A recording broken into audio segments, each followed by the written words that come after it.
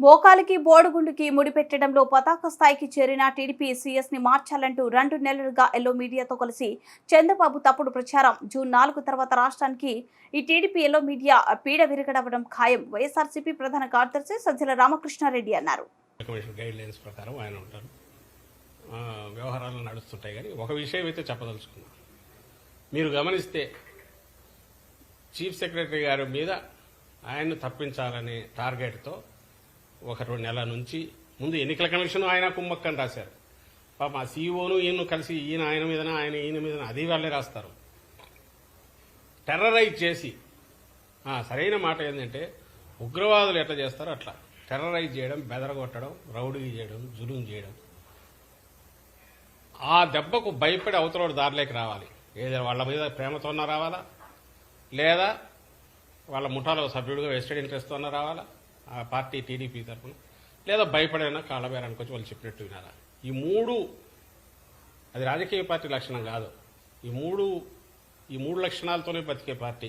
వ్యవస్థలను మేనేజ్ చేయడం, vested interest protect చేయడం, వాళ్ళ వెస్టెడ్ ఇంట్రెస్ట్ ప్రొటెక్ట్ చేయడం, చేసే రకంగా చూడడం, దారిలోకి రాని మీడియా పవర్ యూజ్ చేసి ఈ తమకున్న గోబెల్స్ ప్రచారం ఏదో దాంతో దెబ్బ కొట్టి కాళ్ళబేరానికి తెచ్చుకోవడం. వాడు ఎంత వాడైనా సరే మోడీకే దిక్కు లేదు, ఆయన్నే రోడ్డు మీద పడేసి ఆడుకున్నాడు చంద్రబాబు నాయుడు.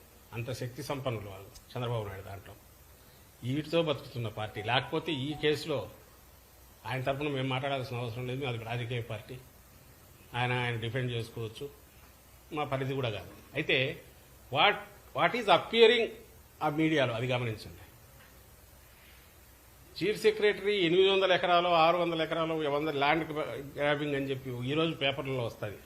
ఈనాడులోనూ జ్యోతి రామోజీరావు రాస్తాడు, రాధాకృష్ణ రాస్తాడు బ్యానర్. మరుసటి రోజు ఇంకోటి కూడా వైజాగ్లో ఒక ప్రెస్ కాన్ఫరెన్స్ పెడతాడు.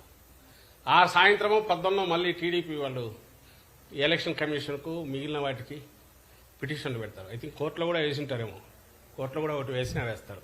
అంటే 14 వేస్తే రీడర్ కానీ వ్యూవర్ కానీ చూస్తుంటే ఒకేసారి అన్ని వైపుల నుంచి కమ్ముకొని అటాక్ చూశాక ఏమో నిజం ఉండకపోతుందా అని అనుకుంటారు.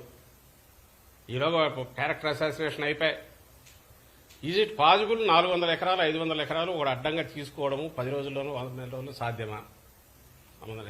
ల్యాండ్ టైటిలింగ్ యాక్ట్ పేరు మీద ముఖ్యమంత్రి మీ లక్షల ఎకరాలే స్వాధీనం చేసుకుంటాడన్న అలాంటి వాళ్లకు ఇది ఒక పెద్ద లెక్కలే కదా. వాళ్ళు ఆరోపణలు అట్లాంటివి చేయొచ్చు, వైల్డ్ ఆరోపణలు. కానీ అది సాధ్యమా? ఒకటి. రెండవది, ఒకవేళ అదేదైనా ఆరోపణ ఉంటే దానికి ఇప్పుడు చీఫ్ సెక్రటరీ ఎన్నికల సమయంలో ఉండకూడదు అనడానికి ఏం సంబంధమో ఎవరికి అర్థం కాదు.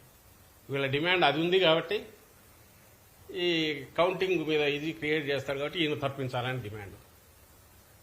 అసలు మోకాలకు బట్టతలకు కాదు, ఇంకా దేనికి కలుపుకోవాలని చూస్తున్నారో అర్థం కావట్లే. క్లాసిక్ ఇది ఒకటి.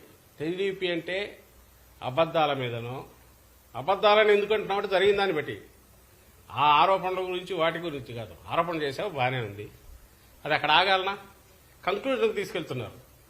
ఇమ్మీడియట్ ఈయన తప్పించండి అంటే నీకు టార్గెట్ ఏంది? చీఫ్ సెక్రటరీ ఆ వ్యక్తిని ఆ నుంచి తప్పించేసేయాలా?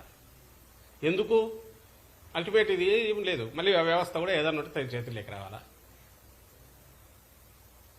ఎన్నికల కమిషన్ నిష్పక్షపాతంగా ఉండి అది పనిచేస్తున్నట్టు ఇక్కడ ఎవరున్నా కూడా చేయడానికి లిమిటెడ్ రోల్ కౌంటింగ్ వరకు ఏమీ లేనప్పుడు, నీకు ఏ పని లేనట్టు ఆఖరికి ఇప్పుడు దాని మీద కూడా పోయి అర్జెంటుగా ఒక వైల్డ్ ఆరోపణలు తీసుకొచ్చి వేసేసి ఆరోపణలతో ఆగకుండా ఒక కంక్లూజన్కి వచ్చి ఇమీడియట్ తప్పించండి అని కూడా చేసి ఇంకా అక్కడ పోయి ఇన్ఫ్లుయెన్స్ కూడా చేసే ప్రయత్నం చేస్తారు. నేను దీన్ని ఎందుకు చెప్తున్నానంటే వీళ్ళ క్యారెక్టర్ ఎట్లాంటిది, ఎంత క్రూరమైన దుర్మార్గమైన నీచమైన ఎక్కడికైనా ఏ లెవెల్ కన్నా పోతారు. ఎదుటివాడు టార్గెట్ పెట్టారంటే ఎట్ట కొడతారు అనడానికి ఇప్పుడు మాచర్ల ఇన్సిడెంట్ చూసినా, ఇక్కడ ఇప్పుడు సిఎస్ మీద చూసినా, ఈ కొద్ది కాలంలో లేదా మీరు అన్నట్టు స్వీప్ చేస్తున్నాము వచ్చినామని వాళ్ళకి వాళ్ళు ఊరేగినా అన్నిట్లో అదే కనపడుతుంది, ఆ లక్షణమే కనపడుతుంది. ఐ థింక్ ఈ వారం రోజుల తర్వాత రాష్ట్రానికి ఈ పీడ పూర్తిగా విరగడవుతుందని మేము ఆశిస్తాను.